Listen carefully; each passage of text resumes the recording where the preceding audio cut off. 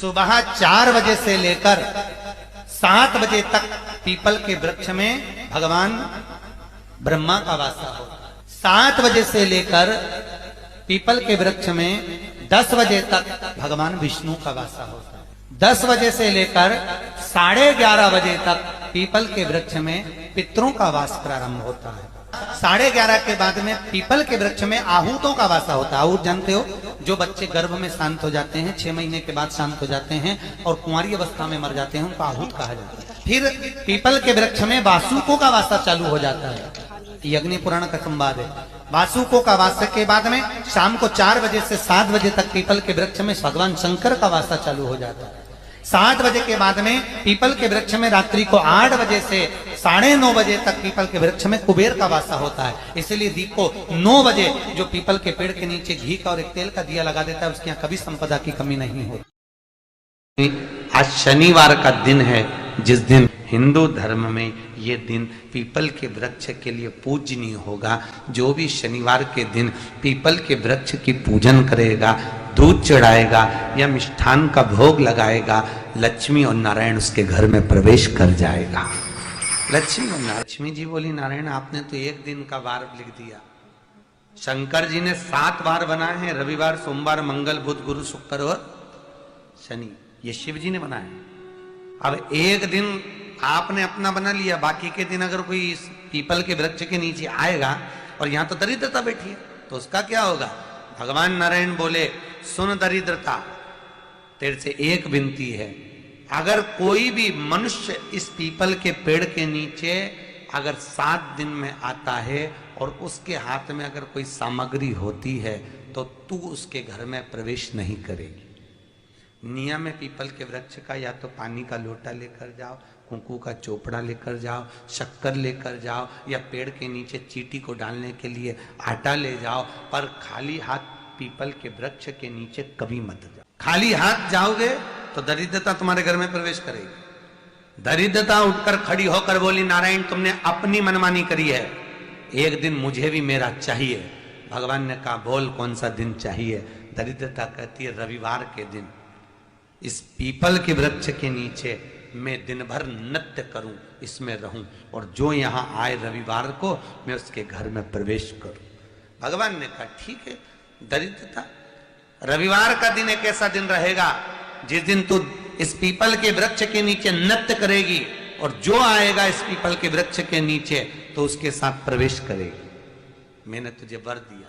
इसलिए हमारे यहाँ केवल पीपल का वृक्ष अगर दीवार में भी लग जाता है ना, किसी की फैक्ट्री की दीवार में, किसी के घर की दीवार में पीपल का वृक्ष अगर लग जाता है, पीपल का पौधा लग जाता है, उसको कितना भी तोड़ लो वो वापस लग जाएगा। फिर तोड़ोगे फिर लग जाएगा।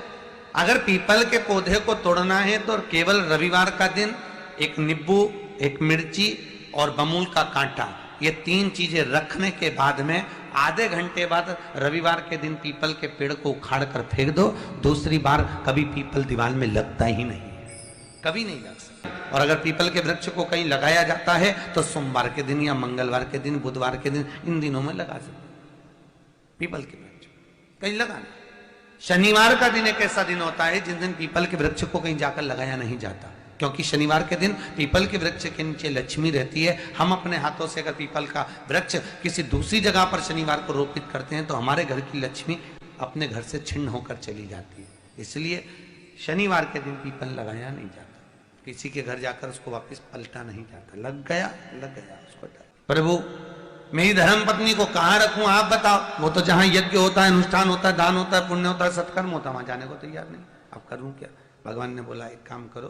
दुर्वासा जी बोले, जिसके यहाँ रात्रि में बर्तन झूठे पड़े रहते हो उसके घर में इस दरिद्रता को लेकर तुम प्रवेश कर जाना। जिसके यहाँ रात्रि में बर्तन झूठे पड़े हो वहां लेकर प्रवेश कर जाओ। दूसरी जगह दुर्वासा जी बोले, जो स्त्री घर में दोपहर के समय पर सो रही हो उसके घर में इसको लेकर प्रवेश कर। जो स्त्री दोपहर के समय में घर पर सो रही हो, इस दरिद्रता को लेकर प्रवेश कर जाइए।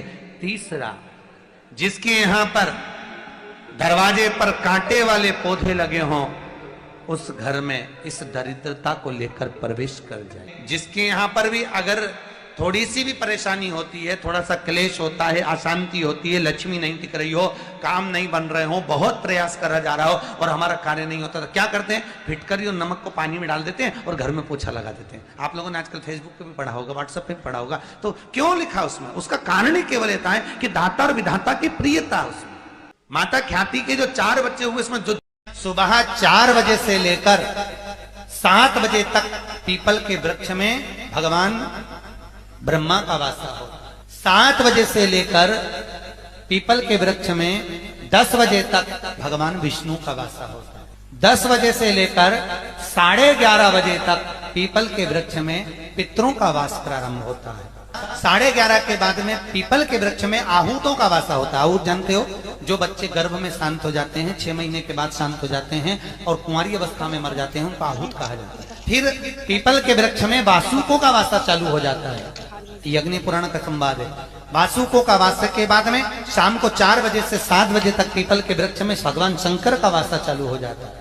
7 बजे के बाद में पीपल के वृक्ष में रात्रि को 8 बजे से 9:30 बजे तक पीपल के वृक्ष में कुबेर का वासा होता है। इसलिए दीप को 9 बजे जो पीपल के पेड़ के नीचे घी का और एक तेल का दिया लगा देता है, उसके यहाँ कभी संपदा की कमी नहीं होती।